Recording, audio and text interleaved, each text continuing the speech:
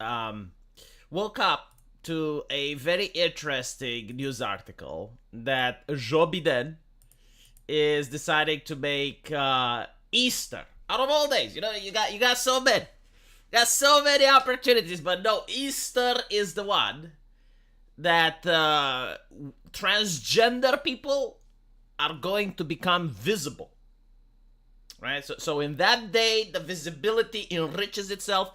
Uh, and which day is it? Well, it's not Hanukkah, it's not Ramadan, it's Easter. And obviously, this upset a couple of individuals on Twitter. It upset a lot of content creators. To me, it shows that they're absolutely desperate to provoke Christians. Because, like, I'm an atheist, okay? And not only that, but I'm Orthodox as well. So, for some reason, my Easter doesn't happen to be during Transgender Visibility Day. I wish the church would just move Easter to make it within the Trans Visibility Day, right? So that everyone can celebrate Easter rather than celebrate Joe Biden's, I guess, new holiday. Like, what do you call it? Um, it is shameful, because I love trans people. I genuinely do, and I want them to be visible. But, like, how can you put them on Easter Day? Like, no one is going to celebrate trans people. Everyone is going to paint their eggs. Everyone is going to do their Christian stuff. Like, no one, not a single person is going to, right? And the ones that don't celebrate Easter, they're going to talk about the controversy. So it's just removing trans people from the spotlight. Why would Joe Biden do something like this? Why is he so heartless? Why couldn't he put it a day before or a day after? Huh?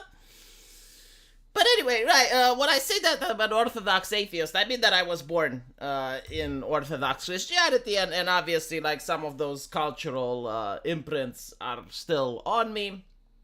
I don't know much about Catholicism besides the fact that you guys have what would seem to be like a heretical pope, but hey, my side of the religion lost the military conflict that took place hundreds of years ago, so I don't get to have a say in it. But they're trying their best in order to be antagonistic to Christians. Like, if this was a high school, the teacher would look at Joe Biden and be like, "Why are you an antagonistic little shit?" Literally, that's how you would go. You cheeky little shit. Why are you doing this? Why are you being antagonistic? Because you notice that they're ramping up as the elections are coming. They're literally poking the Christians with the stick and they're like, "Come on, do something. Do something. Be reactionary." And the Christians are doing nothing and they're foaming at the mouth. You can see that they're really upset about it. Because if you put them all together, like, let's see, recently I've been informed that Christ is king, which is something that has been said in my religion so many times. Now it's anti-Semitic. Like, all of a sudden, right? It's anti-Semitic. Happy holidays, that's still okay, right? You can still say happy holidays in order to be passive-aggressive and not say Merry Christmas. Like, that is acceptable. But if you say Christ is king, Ben Shapiro gets upset. That there were people at the Daily Wire which wrote entire paragraphs explaining how exactly it's anti-Semitic. By the way, this is also something that happened back in the day when Mel Gibson released his Christ movie. That was also anti-Semitic. It's almost like Christianity itself is anti-Semitic, I would like to ask Ben Shapiro if I ever would have the chance to talk to him. I would ask him, Ben, is there anything that can upset or annoy you? Mildly, right? Like, mildly annoy you or just mildly upset you that isn't anti-Semitic? Like, is there anything that would just, like cause some level of displeasure, but on a superficial level? It's like, is there something like that? For those of you who don't know, the reason that I'm picking on Ben is because he got into a previous controversy where he was basically like, "Oh, the people who complain about Ben and Jerry ice cream. I don't care if they're political. They make good ice cream, and that's what's important."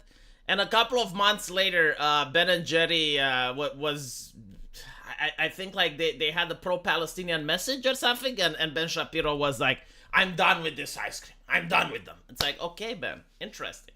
And I find that fascinating. So, another thing that they did, right? So you have, like, Christ is King is not okay. You have Trans Visibility Day on Easter. And then you also have a competition, an Easter egg competition taking place at the White House, where you're not allowed to have any sort of religious symbols or overly religious themes. It's like, hold on a little bit. You're having an Easter egg painting competition, and you can't have overly religious themes. Like, I understand that the whole egg thing is more of a pagan ritual. Like, it has roots in paganism, but it's like, okay, fine. Now it's Christian.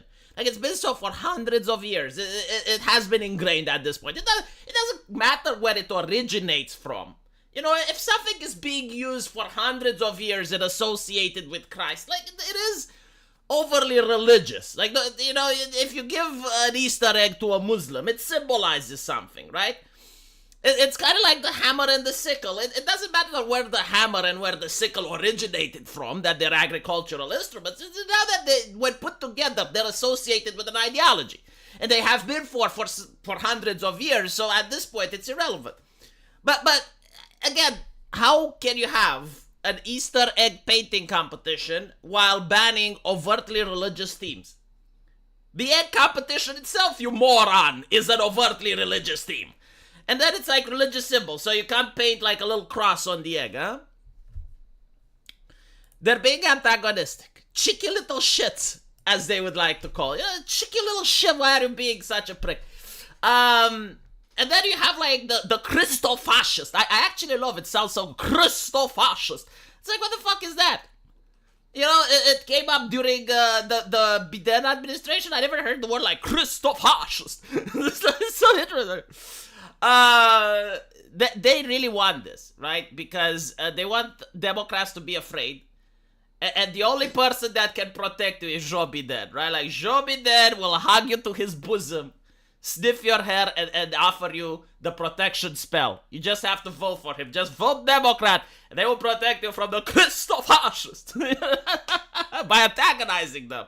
Because this is what I also find interesting, right? Like, if you're at high school, and you have this kid that's prone to violence, but he keeps his shit in check, right? But like, he comes from a bad family, you know, he's not all right in the head.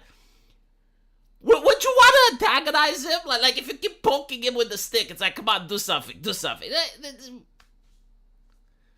Christo-fascist. Anyway, right. Reincarnation holiday. No, they use the Easter worshipper. Like the thing is, there are PR firms behind these pushes, and I noticed that most American politicians, especially the prominent ones, because there may be like some American politicians that aren't like this. But if you actually look at the time that there was a terrorist attack in Sri Lanka, and it was like one of the worst attacks against Christians worldwide. And you had Hillary Clinton, Barack Obama, and I think it was Elizabeth Warren. I'm not so sure about Bernie Sanders, but it was like 3 or 4 Democrats. And they all come together, and it's like the attack on Easter worshippers. And it's like, who uses that term? Like, that is a term that was never used. And they just don't want to use the word Christian because then it promotes the Google algorithm, right? And it makes Christianity trending. They don't want that. So they said Easter worshippers. And those tweets were like minutes from each other, which goes to show that, okay, there was a PR team that decided to go forward with this, right? Because, again, like, it's such a bizarre word. It's not in common speech. It's not technically wrong, right? Like, Christians do worship the resurrection, so theoretically it is correct, but they don't use it in common language. And I remember, like, The Amazing Atheist and many other influencers just making videos about it and explaining, well, actually, you know, it's factually correct. It's like, yeah, it is factually correct, but people don't use this in the common language. So it goes to show that it's a message that doesn't come from the heart. In which case, why do you post it? Terry Diamante says, put crosses on the eggs anyway, but say they're plus signs to represent the LGBT plus people. You know, Romania actually has a tradition of painting eggs. Like we do these things. They look kind of nice, I guess, but I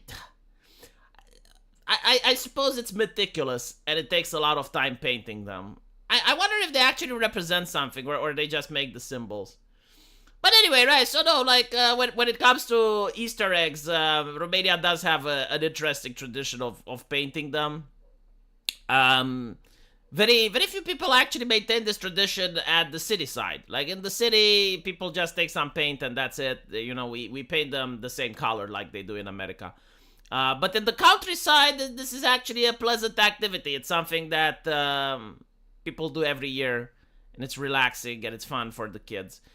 We don't have the Easter bunny though. Like that is a thing that I found really bizarre when I was a kid. It's like the Easter bunny and it brings eggs. What? Like that's an American thing. To be honest, I'm glad that we don't. Like finding out Santa Claus wasn't real did a lot of psychical damage on me. To find out that the Easter bunny and the Tooth Fairy and all the other mythological shit aren't real, then now that I think about it, like, I never understood why I was upset that Santa wasn't real, because it's like, well, your parents gave you presents. It's like, yeah, but it's not magical, you know? But anyway, right, so why do the Democrats do these things? They call this active measures. Now if you,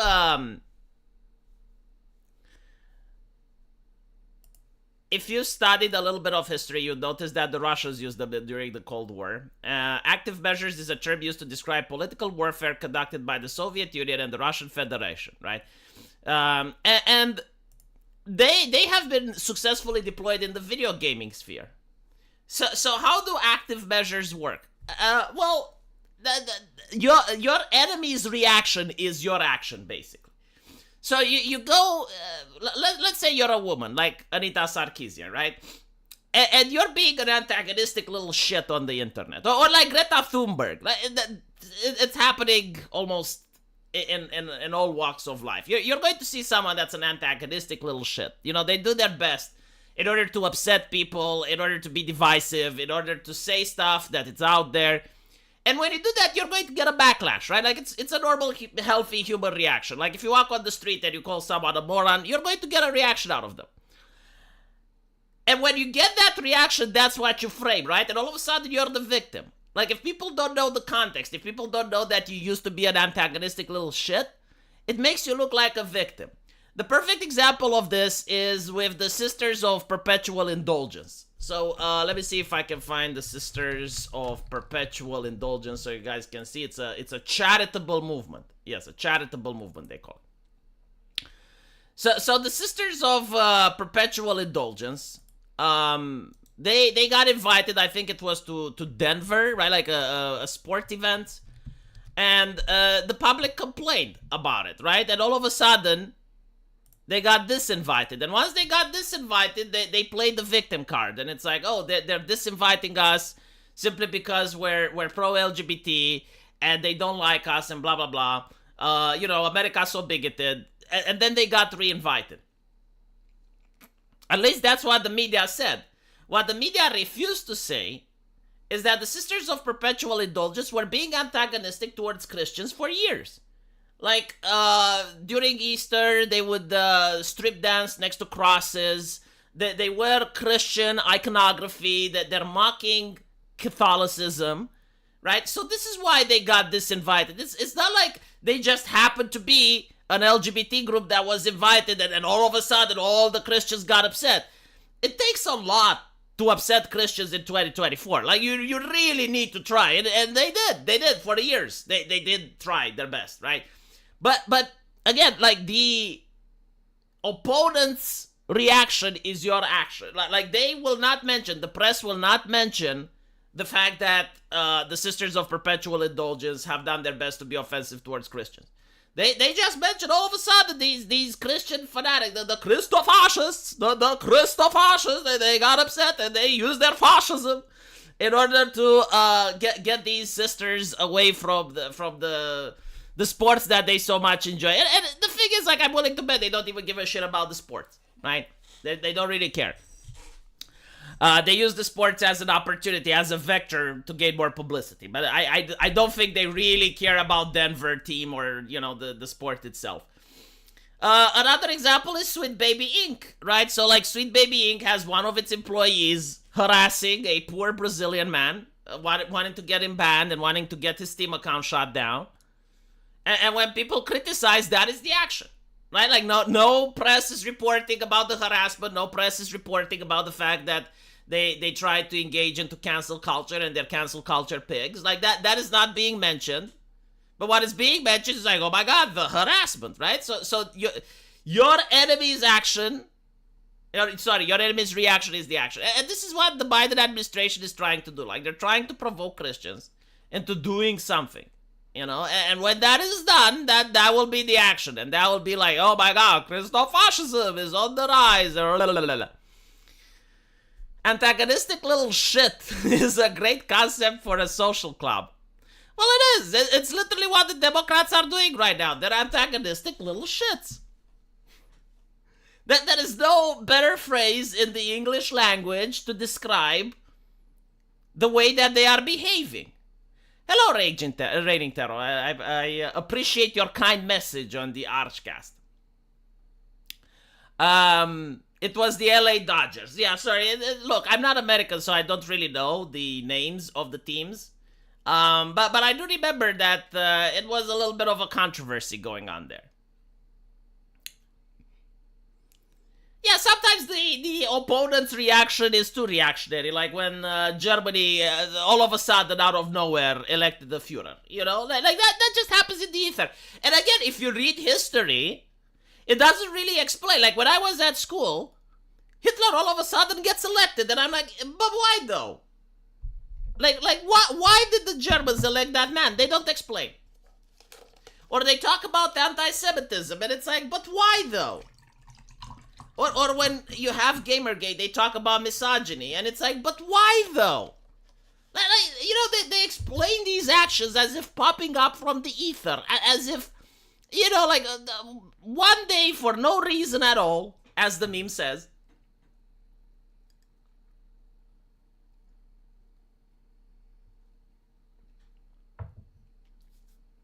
Human beings are rarely irrational. Like they are. There's plenty of cases. But, when you're talking about major events, they rarely are irrational. Like they have a reason. They have a spark. Like something started it. It's not just like one day, for no reason whatsoever, people went outside. No, you can't ask why. Well, yeah, but like that's the thing, right? Like I legitimately asked why in class. And to my shock, the teacher didn't know. I asked, like, why were people anti-Semitic? And it's like, well, because Hitler. It's like, no, but like before that. Like, in order to elect someone that's anti-Semitic, you have to be anti-Semitic. So why were they? And the teacher didn't know. Or maybe she did, but she didn't want to go into it. I don't know which one is it. Right? It's interesting, because like you want to know, so it's like, okay, well, how can we prevent it from happening in the future? What caused it? Like, that is the first question. What caused it so that it doesn't happen again? But they didn't want to tell me, and it's like, I never found out. To this day, I do not know. And when you look at it, it wasn't just like Nazi Germany. Like, Poland was anti-Semitic as well. Most of Europe was, at the time. It is anti-Semitic to ask why people became anti-Semitic. Well, it's another one where they say gamers are misogynistic. And I'm like, but why though? Why are gamers misogynistic? What causes the misogyny? And they don't know to answer that. Right? And this is due to the tactic, the active measures. Like your opponent's reaction is your action. In other words, they're being antagonistic little shits, the activists. And when the opponent reacts, they're like, look what's happening.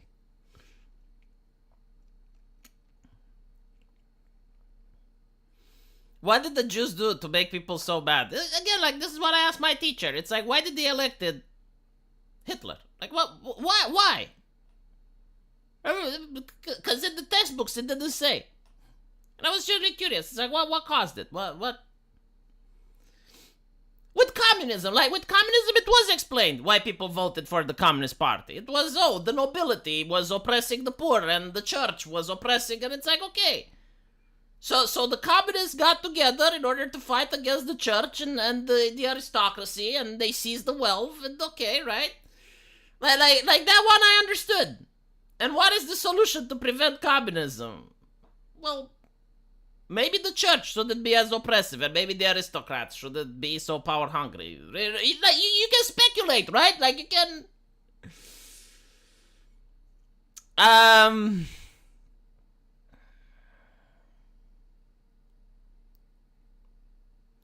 The transphobia was there the whole time.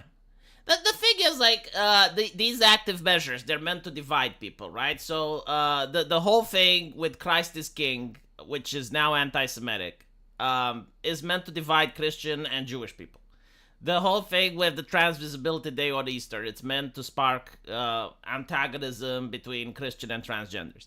Like basically what they want, first of all, like what they would love if someone snaps and you have like certain events that are happening and they go into the press. They love that, right? Because then they have a justification. Oh, we need more censorship. We need more crackdowns, you know. But if they don't get that, they can still say, well, a rise in hate speech, a rise in hate speech on social media. We notice this, right? Because obviously, like, if you're upsetting people, I mean, even the Hodge twins were being very upset about the fact that, you know, out of all the days in the year, like, really, on Easter is Trans Visibility Day. Like, what did trans people do to you so that you do this to them? It's like, you want to make them visible when everyone is painting eggs and everyone is celebrating Easter? And people don't have time for that shit. They're visiting their families, they're talking with friends. They don't have time, you know. How long until Christ is King will become a banned phrase on YouTube? It's kind of difficult to pull it off, though. Because I don't view it as a left-wing, right-wing issue. It's more like populism versus establishment, right? So like, when you look at it from this angle, you notice that there are many right-wingers that are not on board with what's good for you. The neocons, for instance, right? Like Republican in name only, the Bushes and all of those. They're the establishment. And they're also pro-war. They're also for large government, for taxation, for intervention. I mean, there is this this NGO that's against porn, right? And you're like, oh my God, well, that's amazing. I mean, surely for the first time in human history, we can stop porn from happening. But then you realize what they actually want to do. They want every single social media website to have an ID verification. So whenever you log on the internet, if there's porn, which would include the Google search engine, which would include Twitter, you want to use these platforms, you gotta have some sort of ID, some sort of verification. They're called Exodus Cry, I think. And these are a Christian oriented group, right? And they're waging this porn jihad on the internet. Like they were trying to compel Pornhub to have this system. And when Pornhub told them to fuck off and decided to pull away from Texas, they're like, see, Pornhub wants kids on their side. Because that's how they're framing it. They're framing it like, we're protecting children from watching porn. So when you frame it like that, it's like, well, are you with the bill or are you against the bill? Because if you're against the bill, then you must want kids to. It's very disingenuous tactics. Interestingly enough, how they have nothing to say about the White House. You know, they're Christians, of course, but they have nothing to say about the White House deciding to put Trans Visibility Day on Easter. I find that to be fascinating. But my point is that there are right-wingers that are pro-establishment. They're not pro-freedom. They're not populist, right? So when you look at the conflict more like populism versus establishment, it makes more sense. And when it comes to Christ is King, a lot of the establishment right-wingers, they are Christians. So you can't really make Christ is King something that will be banned on YouTube. But then again, I may be wrong. You know, I can always be in the wrong, and they may actually decide to make it a phrase that's Christofascist. But probably not. Probably not. And what's interesting, despite the fact that Joe Biden is making Trans Visibility Day on Easter and all of that shit, I am willing to bet, like I am willing to put money on this, that all the Democrats, when they go home, they're not going to celebrate Trans Visibility Day, they're going to celebrate Easter. How much money do you want to bet that this is the case? That when Nancy Pelosi goes home and sees her grandkids and, they have their little family union, do you think they're going to celebrate Trans Visibility Day, or are they going to celebrate Easter? Let's be honest for a little bit. Let's remember that Justin Trudeau did the same, right? So Justin Trudeau, during the pandemic, he goes out and he basically talks about how we need to celebrate Easter differently this year because the pandemic and blah, blah, blah, blah, blah. And you gotta use Skype, and you gotta, you should avoid seeing your family, and because for health and safety. And then, what does he do? He takes his entire security detail and travels across the country and goes and celebrates Easters with his family. Rhinos don't hold institutional power anyway. Leftists do. They don't hold it now, but there are elections, and they do get into office. They do have institutional power. No, they do. It's like they're not as invasive, I suppose. They're not into your video games and they're not into your movies, but they do have institutional power. elections has to do with the end of World War I. No fighting occurred in Germany. Propaganda said they were winning, then surrender and have heavy sanctions. said that grand conspiracy of politicians and bankers. Well, thank you, Christopher Keating. It's actually more than that, but yes, that is a part of it.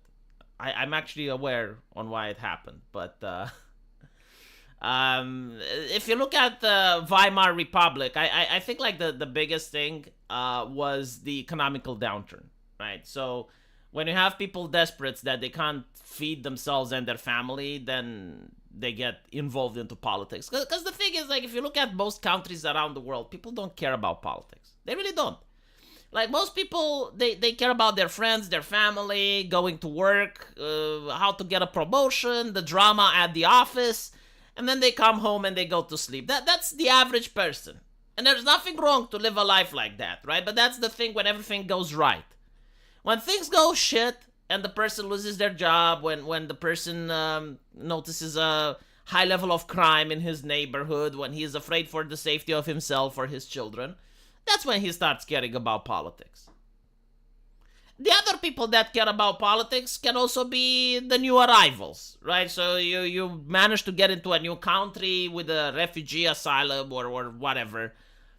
You're invested into politics because, well, you don't know the language, you need the welfare, you want your family to be able to come over as well. So you're politically active, even if you can't vote necessarily. You can still do other things. You can go to protests, you can go to rallies, you can try and convince people, you can, do all of these things that are politically engaging that the normie that goes to work and comes home doesn't even consider. Yeah, it's true. It's difficult to explain everything in a short chat. But my point is, like, that is not in the history books, right? It's not mentioned. Unless the history that I learned when I was a kid. I don't know if they wrote it down now, because obviously they may have different textbooks.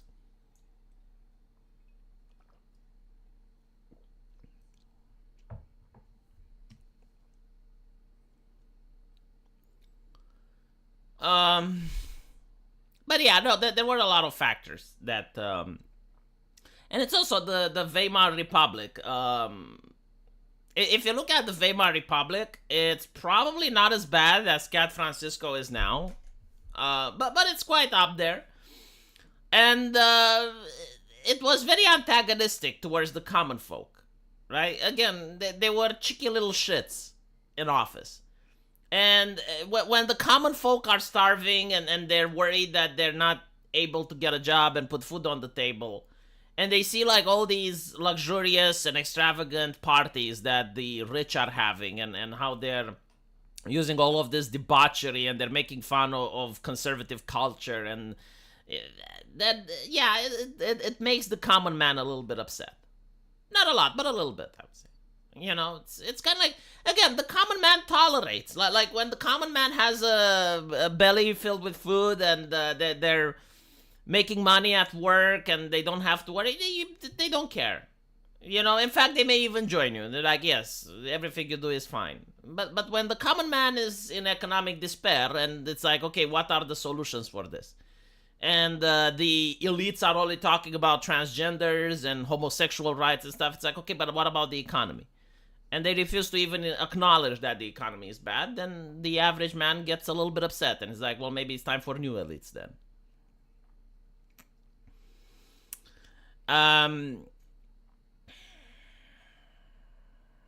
Let's see.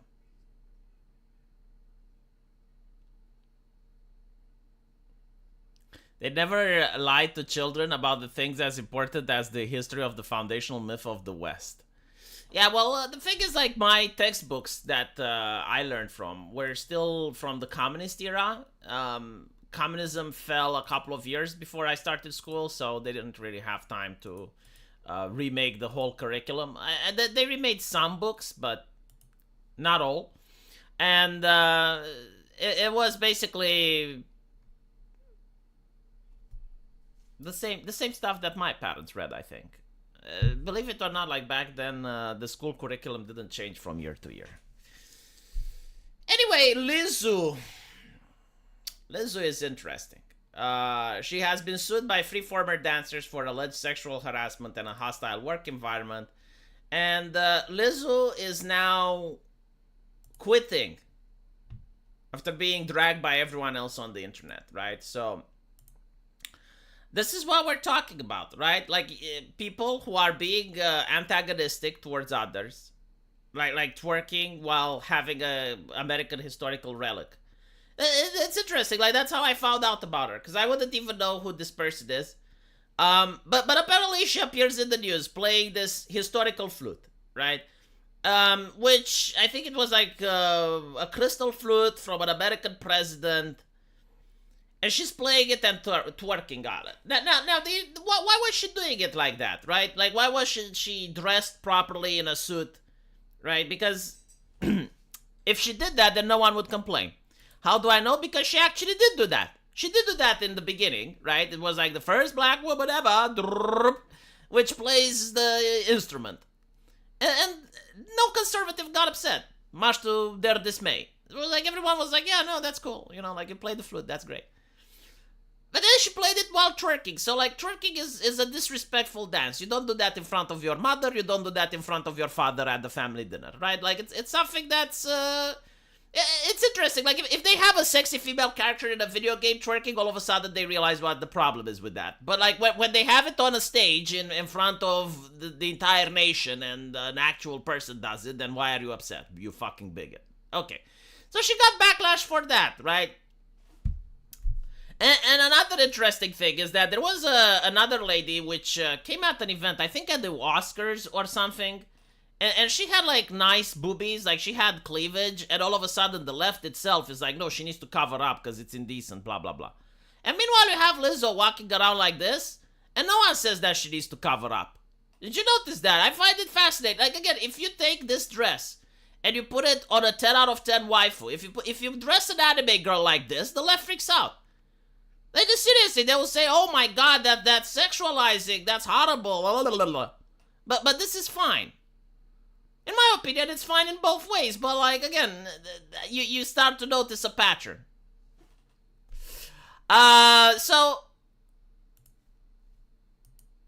obviously, if you're going to be antagonistic on the internet, especially, you're going to get criticism. There's no way around it. It always was. If you're being antagonistic in the public square, you're going to have people throwing tomatoes at you.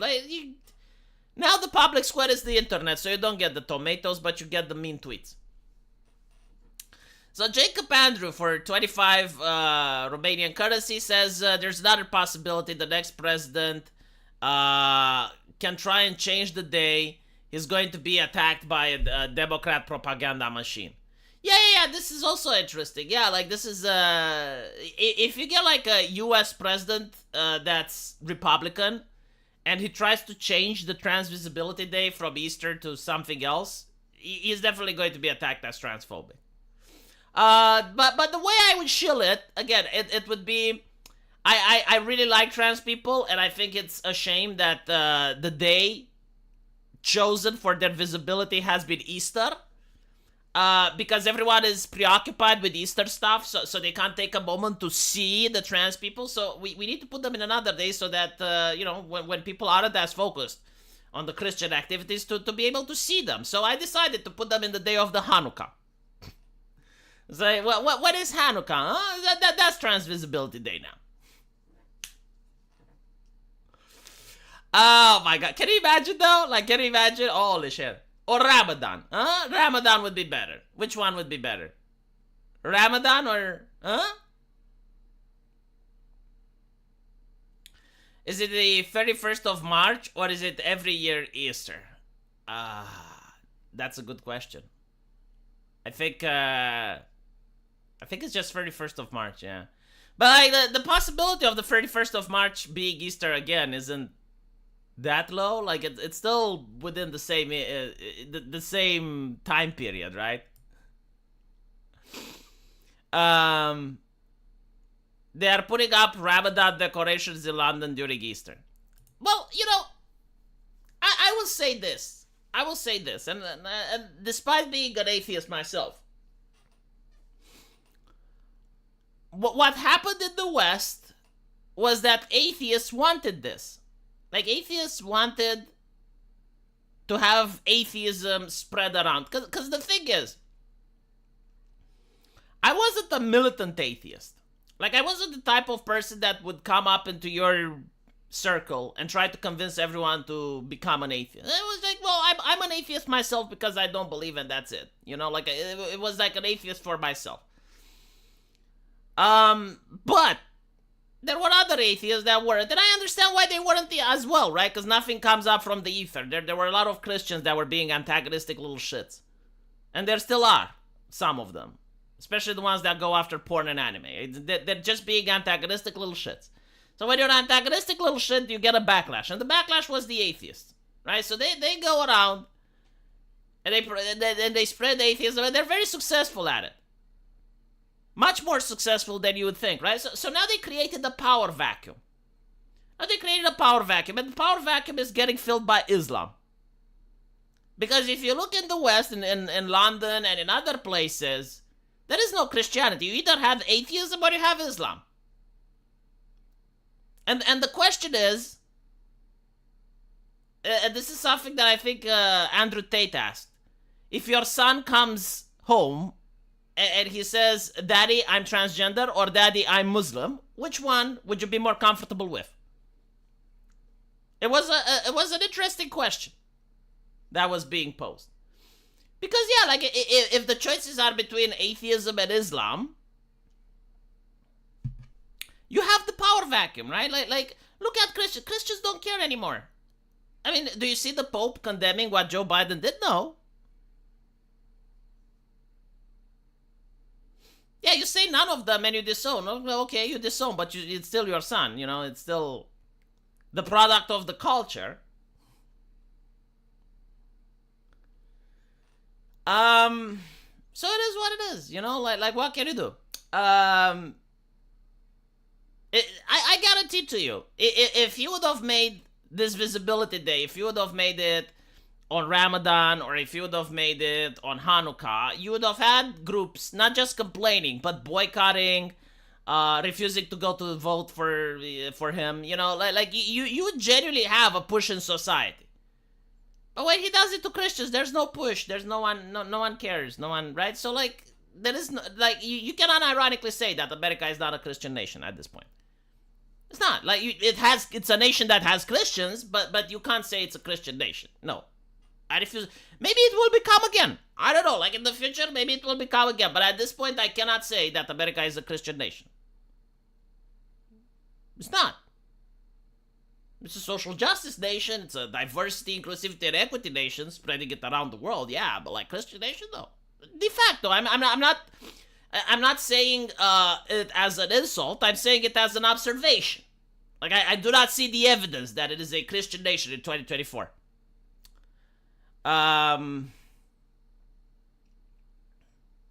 Is it possible to be trans and very religious? Yeah, it is. I mean, theoretically, as long as you accept Jesus Christ, you're a Christian. Now, you can be a bad Christian, right? I find it interesting because this is also something that Americans like to do. Even though, like, Jesus says that do not cast the first stone and all of that, and do not judge, like, Americans will say, well, you can't be gay and be Christian, or things like that, of that nature, right? But the reality is that you can. And it's interesting because they will say, well, you can't be gay and Christian, but if you have like a murderer, like someone that murders people, or a rapist or someone, and they find Jesus in prison, that's fine. It's like, well, hold on a little bit. Yeah, you can. I do think you can be transgender and be a Christian. The thing is, like, I don't know how many transgender people are Christians, but you can, yeah. I mean, being a Christian doesn't mean that you're not sinful.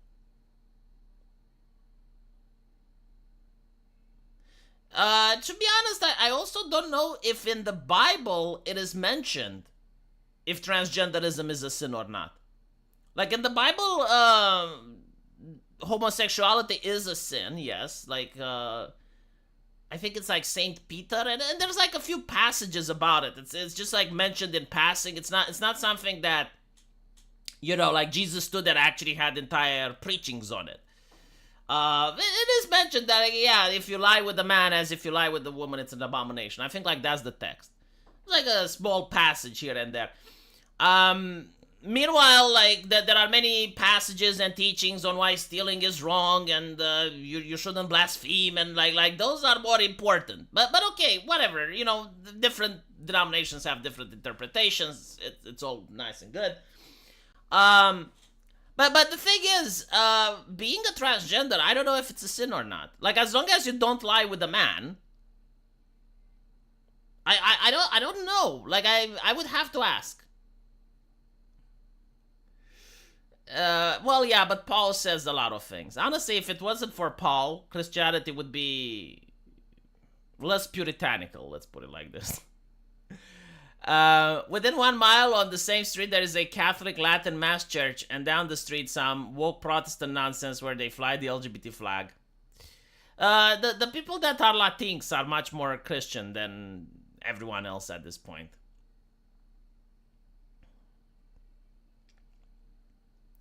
It is more deviant than being gay? No, I don't think that's how it works.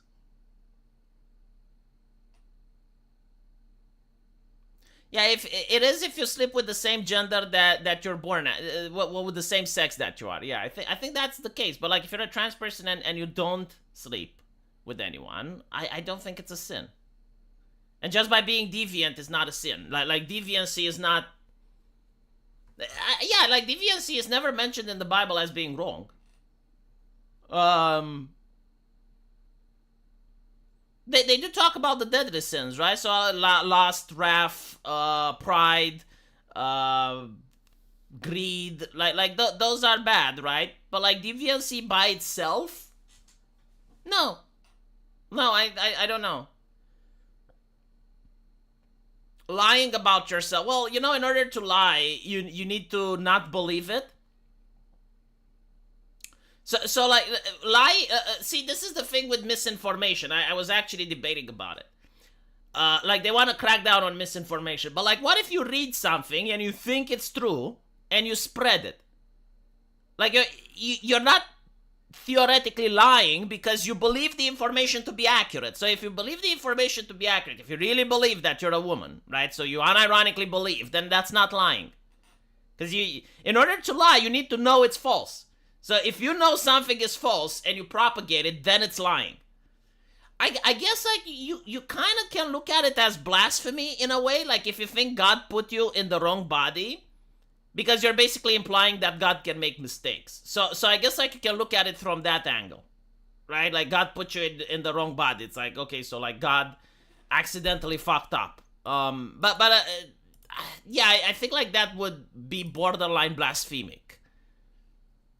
We got Trump that calls on Joe Biden and the White House to issue an apology for Catholics and Christians. Statement from the Trump campaign on Joe Biden's blasphemous declaration of Transvisibility Day on Easter Sunday. It is appalling and insulting that Joe Biden's White House prohibited children from submitting religious egg designs for their Easter art event and formally proclaimed Easter Sunday as Trans of Visibility. Sadly, these are just two more examples of the administration's years-long assault on the Christian faith. We call on Joe Biden's failing campaign and White House to issue an apology to the millions of Catholics and Christians across America who believe tomorrow is for the one celebration, the resurrection of Jesus Christ. Yeah, it makes sense that Trump would capitalize on this. Hi V, hope you are well. The problem with Christians in the US and the woke has subverted it just like the Vatican and the Marxist Pope. Yeah, no, it's true. To be honest, I do think that Christians in the United States have made excesses.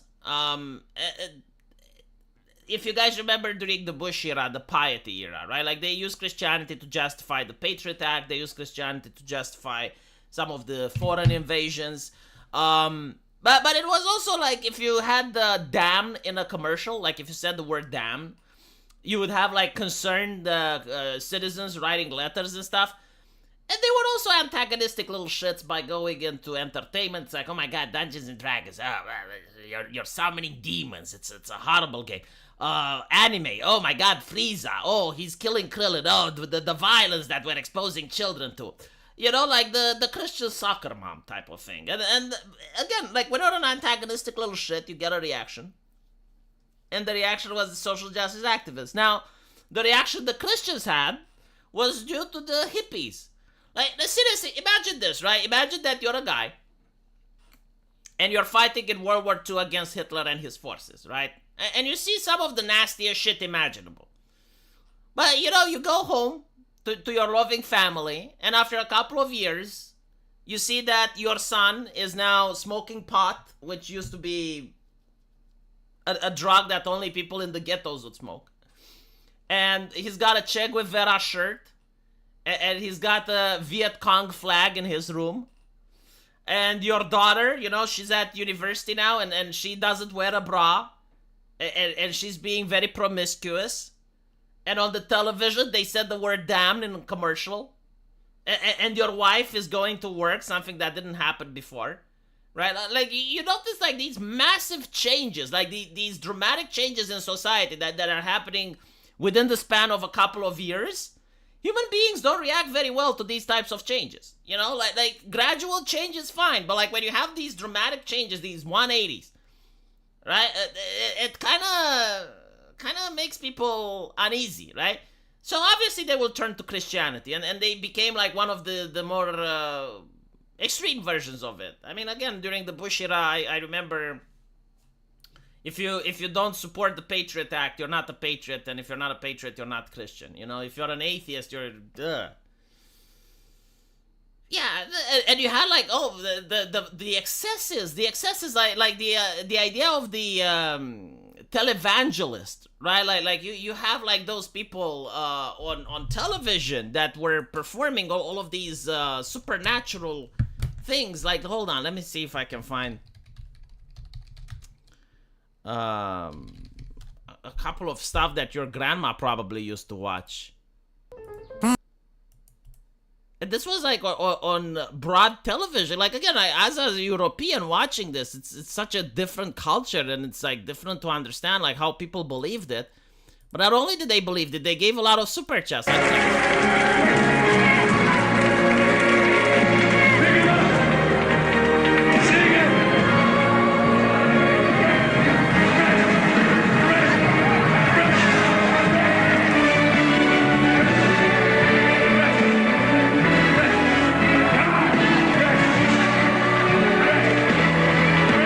It's like, what the fuck? And the thing that I'd also like is the technology mixed with the religion superstition, right? Like, you got this guy, which is very well dressed, and he's got like this apparatus behind, which is the technology to allow him to be heard. and you have like all the cameras in this massive room, right? Like, this screams opulence. It's like the modern American church. It doesn't have iconography. It doesn't have any, religious paintings on it. But it's just like a massive coliseum filled with technology and instruments to make sure that the correct lighting is being displayed. And you have all these people in suits like believing in this absolute nonsense superstition, where you have a guy with a jacket that's like making people faint. It's just like, it's a backlash. It's a backlash towards what I described earlier. Right? Like you have the generation that comes from war, and they see their kids with Viet Cong flags and shit. And that doesn't really bode well, right? So that's the response. Look up the Street Fighter edition. That era is over. Take into account that many things in history, they do not go away. They just, they do not end. They just go away for a little while and then come back, right? So, like, when the pendulum swings, and it will swing, you're going to see, like, I already see this shit with the Zoomers. Like, some of the most anti-porn people on the internet are the Zoomer generation. And they're, like, very judgmental, They got, like, a different ideology. Like, they're okay with OnlyFans girls. But, like, if you have, like, some anime titties, they freak out. And like, they also do life relation and stuff. Like, they got their own bizarre morality and neocon talking points. Like, it's coming back, I'm telling you. Just give it a couple more years. Like, 5 or 10 more years, and you're going to have, like, a pseudo-woke ideology mixed with Christian elements. Or Islamic elements, whatever manages to win. In Europe, it's probably going to be like a lot of Islamic philosophy. I think is going to be adopted by Christians. That's what I think. Like if you're going to have the power vacuum, and the question is going to be, do you want your son to be trans or do you want your son to be Muslim? There's going to be a mixture of that. Like, there's going to be a new ideology that mixes elements of Islam, traditional elements of Islam, with traditional elements of leftist thought. And it's going to be adopted. It's going to be popular. It's not going to be just, the Muslims doing it or the Christians. No, historically speaking, it's what happens when two groups of people live together. Like, they share each other's values. I guarantee to you, the Muslims in Britain will be considered, not necessarily heretical, but they will be considered tainted by the Muslims in the Middle East. They're going to be like, no, that's not Islam. That's something else. Have you seen the priest at a megachurch boasting about how he is using people's money to fly on a private jet? And at the end of the rant, he says, clap for me. No, I haven't, but that sounds American as fuck. Religion is often more cultural. It's absorbed by everything around you rather than studied explicitly. Yeah, like most people don't actually read the Bible. Right? Like, very few Christians do. What people do is, they hear stuff from other people, and they maintain the stuff that seems reasonable, and they discard the ones that don't, or they're pressured into doing reasonable stuff.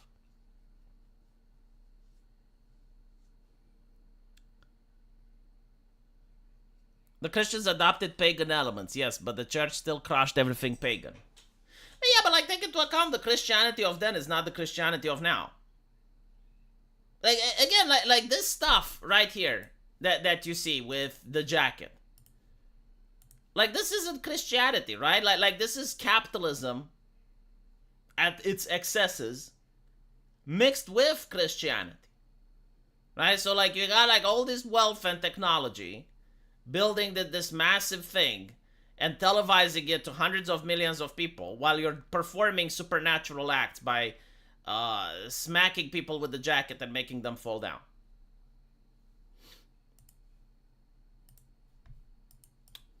So it has happened and it will happen. Like, you do have, like, two ideologies that can meet and borrow from one another. I'm ready to dive into my dark web and get access to my anime when the Zoomers ban it. They do not ban anime. They censor it. Right? So, like, ReZero is an anime that's being censored now, and it shows you, like, the prototype. That's, like, the proof of concept. I like to call ReZero as the proof of concept that the anime can be censored. Right? So, in Season 3, they censored the character. Go on, pirate Pirate the uncensored version. Go. Like, show me how you do it. You can't, because there isn't any, right? So they're going to change it at the source. This is the proof of concept. Reminder that the Bush family, says American Outlier, were carpetbagging liberals that came from Connecticut to Texas. Neocons are just liberals who see the left got too far for them. So they use Christian conservatives to push the purity censorship. Yeah, like the original censorship that I grew up with came from Christians. It's it's America. The thing that I think is that Americans themselves, like the way that the nation was founded by Puritans, and all of this cancel culture, all of that, it's just puritanical in nature. It's at the core root of the American philosophy, which is the puritanical era and their tactics. And the same tactics can be applied to Marxism, Christianity. It doesn't matter. But like at the end of the day, it's puritanical. It's persecution. Like this persecution culture that we, the village, we grab our pitchforks and our torches and we go around, and anyone that is different from us, they can't be trusted. It's very American in nature. In Europe, you don't see it as much. And the thing that America has the most is the sex negativity. The sex negativity, like, it's so strong. I just want to give you an example, right? Like, America was freaking out when Bill Clinton was getting a blowjob in the White House. Like, that was a huge thing, right? Meanwhile, if you look at in France, besides Macron, which is the latest president, all the other French presidents have mistresses. And it was known, like the press was writing about it, it was funny, it was hilarious. In Romania, President Traian Băsescu, he was banging his mistress in the presidential office. Like, people knew about it. And they wrote articles about it. It was an open secret. Like, we even know who she is. And, but in America, that's horrifying. Oh my God. Oh, wow, sex. Ah. In Romania, you had porn magazines back in the day, before the internet. And you had, like, the little kiosks. So, let me see. If I can find the picture.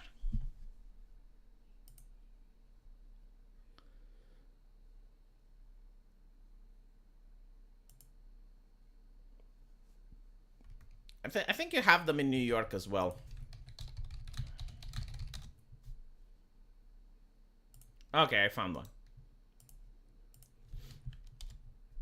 Let me see if it's safe to show, because again, like I'm showing from Romania, and I need to see if it's safe for YouTube. But yeah, it is. So when I grew up, you had these things. I think they're more regulated now, but like back then they were. You actually had porn magazines on display, like right here there would be Big Booba, you know, and you see that no one freaked out about it. And if a kid wanted to buy one, he could. Now, I'm not saying that this extreme is desirable, but like I'm saying that in America this would never happen. This would be like the talk of the year. It would be like, oh my God, whoa, horrifying.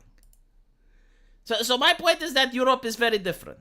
All right, like it's massively different in mindset and stuff. And when it comes to the puritanical nature, you can see that it comes from America, even when it's left wing. Like left wing is the ideology of free the nipple, is the ideology of complete debauchery, of like do whatever you want.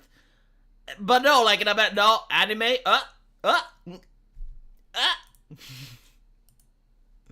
Don't you dare throw that titty. We did too in Denmark. Well, and by the way, I don't think that I don't think that it's just God, it's the slip of my tongue. How do you call it? Yeah, it's not just America; it's the Anglosphere. Like for instance, in my country, and in most of Eastern Europe, actually. This is how we managed to fight unwanted pregnancies and how we managed to fight against AIDS. Those kiosks that I showed you earlier, all of them have condoms, right? So like if you go to these kiosks, I guarantee to you that they have condoms. Maybe not this particular one, but like others definitely do. So you get condoms everywhere. It's almost like even at the supermarket, everywhere. Like if you want to get condoms, you get condoms. When I went to London and I wanted to get condoms, they were looking at me like I'm some sort of person that just came out of the Congo. It's like, what am I doing? And I'm like, well, where can I get them? The pharmacy. Holy shit. Where's the closest pharmacy? Oh, not at the airport. You got it. Like, Jesus. So inconvenient. So, the reason for this is that for most Americans, it's inconceivable for a teenager that to have sex, and the only thing is abstinence, just abstinence, right? But in Europe, we realize, well, actually, once the person goes through puberty, like it's perfectly normal for a 16-year-old to date another 16-year-old, right? Like when I was in high school, I also dated, and some of them get lucky. It is what it is. Isn't it better if they use a condom rather than not, right? Like if you're teaching them about abstinence is the only solution, and they're afraid that daddy can catch them with the condom in the purse, and then daddy finds out that they got pregnant. It's like, is that better? Is it? I don't know. I think the European mindset is better. I think like having condoms not just readily available, but also telling everyone, it's like, hey, you should use protection. Like in my generation, it was inconceivable to have sex without protection because it was so ingrained into your head. It's like, you need to do this if you don't want to have kids, and you need to do this if you don't want to get AIDS. And when you look at the AIDS epidemic in Romania, because we had it as well, it dropped dramatically. Same with hepatitis, same with unwanted pregnancies. And we also don't have like this fetishism with using the pill. You use the rubber. Did you see the IEE banned the iconic Lena Playboy test image because they thought it would upset uglier women? It doesn't surprise me. Like, I think like Playboy actually banned beautiful women on their page, and then they realized that they were losing too much money and changed their mind. Yeah, abstinence works until it doesn't. The thing with abstinence is that in a medieval society where people get married through arranged marriages, and like the arranged marriages existed even in Romania. Like even my grandma used to talk about them. I hear like people say, no, those were a thing for the aristocracy. Fucking bullshit they were. Dude, if you have like a rural village with like maybe like 20 kids in your area, and they all know it, like the parents know each other, you don't really have that many options for dating, right? So they kind of know who's going to give with who, and it's like, okay, well, if you get with Stacy's dad doesn't have anything, but if you get with Marie has all these lands and she's got property and shit. So you did have like the arranged marriages, and the thing is, like in a rural area, in most Europe, I think the age was like 16 or so, you'd already be married. So to have sex outside of marriage was very possible, because you got your wife. You just get out of puberty, you got your wife, so there's no reason not to have abstinence. But nowadays, in a modern environment, all right, so you want to finish high school, you want to finish university, you want to get a job. Do you really think that it is reasonable to ask a person not to have sex by the age of 30? I don't think it's reasonable. I don't think it's possible either. I think like that person is going to have all those hormones go to his head or her head, and they're not going to be able to say no. So it's like, just promote condoms. Just promote them. Be more realistic. Abstinence is not 100% effective, okay? Because you believe in abstinence, but the question is the person that you're trying to indoctrinate, do they believe as well? Or do they genuinely believe it, or will they say what you want to hear? You weren't able to see half-naked women everywhere at the time? No, but you had, dude, like back then you had the romance novels, you had brothels. Like in Europe, you had actual brothels. You actually had like all these people that are like, oh my god, the internet has pornography. Yeah. In a medieval society in Europe, I don't know other places, but in Europe you had brothels. You can literally go. And they didn't ask for ID, because ID wasn't a thing back then.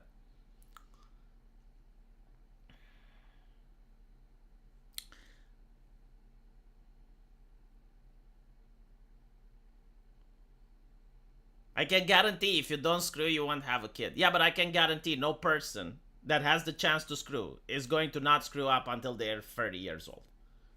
It's not going to. It's unrealistic. It's an unrealistic expectation.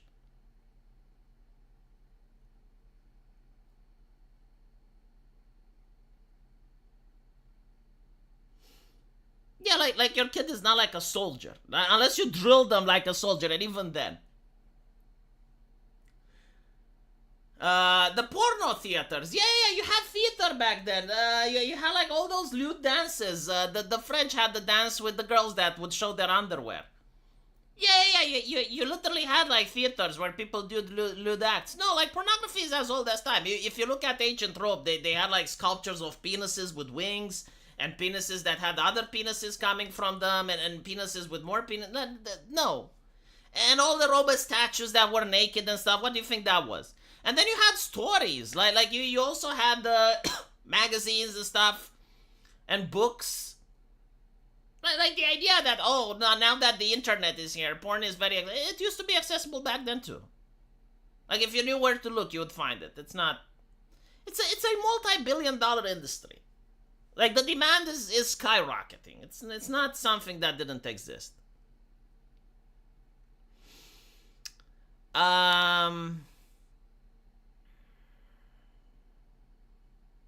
Anyway. I just want people to know, like, I'm not advocating for, like, complete debauchery, but at the same point, the opposite is also an extreme. Like there should be, like a middle ground where it exists and it's reserved for adults, and people should be able to talk about it in a manner that's, how should I say, not shameful. But it shouldn't be everywhere. It shouldn't be promoted. You shouldn't have like degeneracy on every single website. So I get it, but people need to understand that the other extreme causes interesting consequences. Anyway, right. Thank you for watching. I'll go upload the videos on my main channel now. And I'll see you guys tomorrow. Happy Easter, everyone.